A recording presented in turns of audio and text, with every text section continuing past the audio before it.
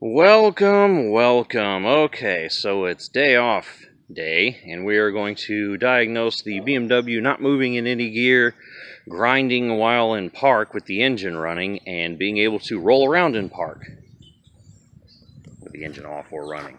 So, already got the car jacked up a little bit on this side. I got the front wheel chalked since we have no park. And we're going to go take a look at the diff, since I can't really get a good look at the transmission or anything. And already I can see what the problem is. My half shaft has come out of the diff. So,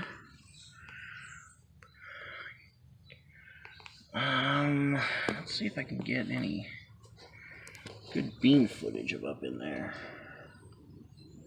Yeah, not really. If I go... Sorry about that, guys. Yeah, so... Guessing we probably lost some diff fluid. That's not a big thing. I've got some more somewhere I can add. What we got to do is push this thing back in where it goes. Now, it's supposed to be like a C-clip or something on the inside of the diff that holds that in place. That thing came out like an inch. That's a pretty considerable distance. And the one on this side, if we look, everything's looking nice and kosher here. So, this side's fine, this side's not. I don't know why it came out. The only thing I can think of is maybe when I replaced the suspension like 9 months ago, 10 months ago.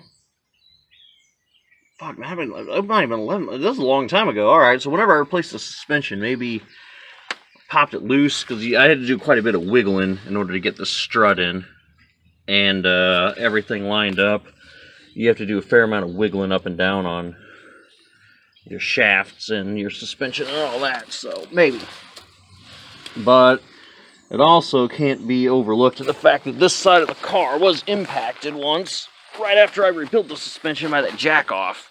And maybe it popped itself loose from the C-clip, and maybe just it's been loose ever since and never had a problem until I took a hard turn or something. So all we have to do is push that thing in. So I'm thinking what we're going to do is set this dude down on some jack stands. I'm going to pull the... well... Alright, I'll set this corner on some jack stands, I think. And then I'm going to try to jack the wheel up. Right? Up into there. So I can get the shaft kind of straight. And then give it a heave ho. And just kind of bash its brains as hard as I can in, back into the diff. And if it successfully does that, you should hear a solid click. And if we get that click, then it should be back in and we shouldn't have any more problems. We'll be back on the road, and then it's boom, done, simple fix. Now, if the C-clip or anything's broken off in there, then we're going to have to go into the diff. So that's going to be easy to get to, because we're going to have to take the cover off and try to wiggle our way in there and get a new C-clip and stuff in there. So I don't know. Hopefully we don't have them problems. Hopefully all we have to do is push the shaft back in, it'll click, and then we're road ready. So alright, let's get her done. Alright, so I didn't capture what I did on film, but I'll explain to you what I did. So I got these here pry bars after that failed hammer attempt. And we took our pry bars, climbed under here, and well, hopefully you guys can... I wish there was more working room under here. Okay, so what I did was take my pry tool, because this was popped out about an inch, right, from here to here, and I tried to wiggle it in by hand. I was able to move it in and out, but not lock it in place. So, grabbed my pry tool and kind of stuck it here on these bolt heads, or wherever I could grab it between the bolt heads and the exhaust. Okay. and pried while using my left hand to grab the, I think you can see that, the little deal on your rotor that threads in there so you can put your wheel back on more easily. I grabbed it with my left arm and was rotating that while prying in place so I get the splines to line up, and then just locked right in place. So now it's in place. Okay, pulling on it. Can't pull it back out. Yeah. So I'm thinking we're all nice and golden. Now we probably lost some diff fluid, I'm assuming so. So we're gonna test the posi track, put the wheel back on, and then I guess I should still have some diff fluid somewhere, either in the kitchen or the basement. So I'll take this dude out and we'll top it off in case I lost any considerable amount. I might not have, but I might have. So we'll go ahead and get that done. Alright, so I don't know how well you guys can see any of this, if at all. But we're going to go down and pull the little dealio off the diff and fill it up as necessary. What I'm going to fill it with is I still have a wee bit of Volvo 1 synthetic gear lube, limited slip 75W90. So we're going to use the rest of that. Then we'll move on to some Lucas 80W90 to top it off if I need to.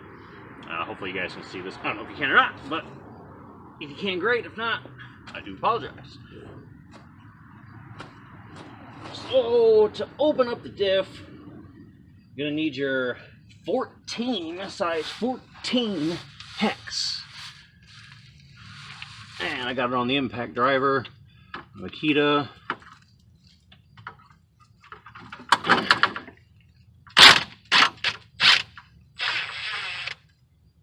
Alright, that was easy enough.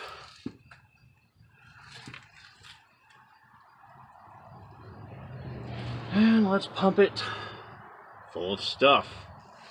Actually, it looks like it's coming out, so I might not even need to pump any in there. No, it's full. Alright. Well, better safe than sorry. So, I'll just bolt it back on.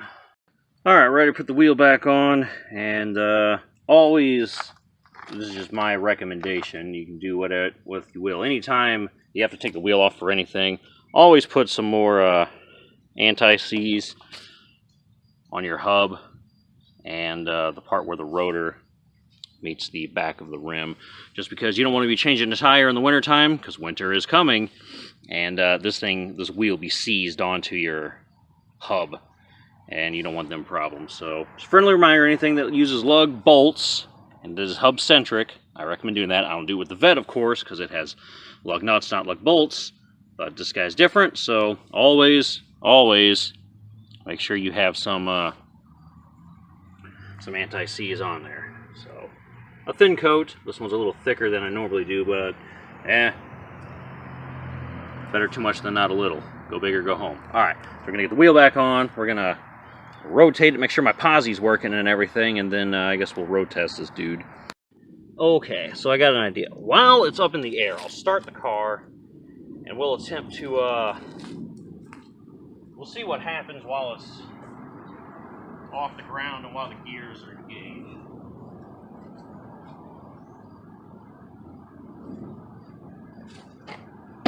E-brake off.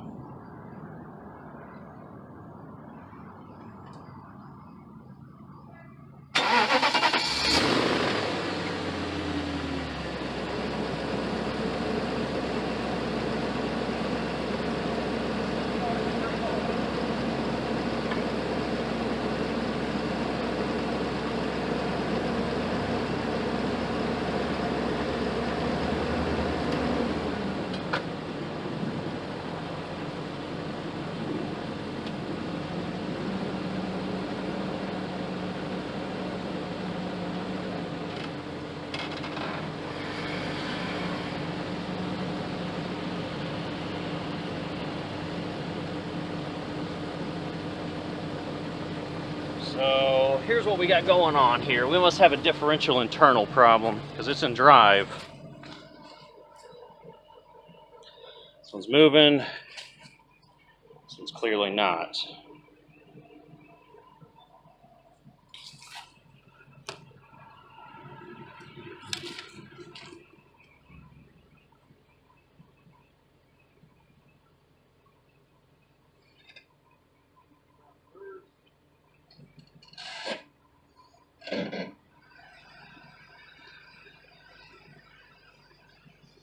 Spinning. This one's not.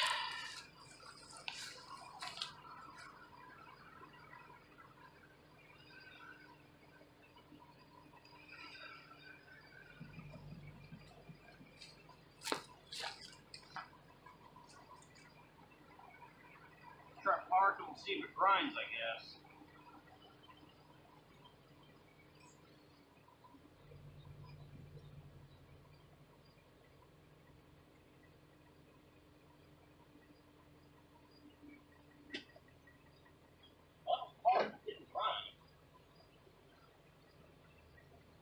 Park locks its wheel. No, I can still move it in park.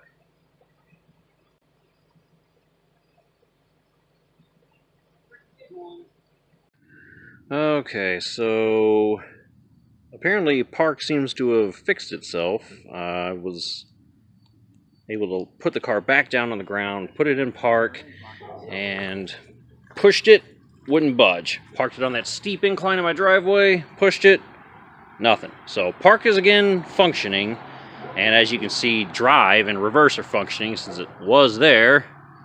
And after some maneuvering, we've got it back here. So I would call this a success for now. So we'll have to test drive it later and see if the axle stays in. But for now, park works again, is not destroyed. The car will move under its own power in drive and reverse. And yeah, so there we go. Mission successful. And didn't cost me anything. Just popped the shaft back in with the pry tool. And of course the tow didn't cost anything because I had AAA. So if you have one of these things, get AAA. And you'll be golden. So, alright, that'll do it for this video, guys. Thanks for watching. Peace.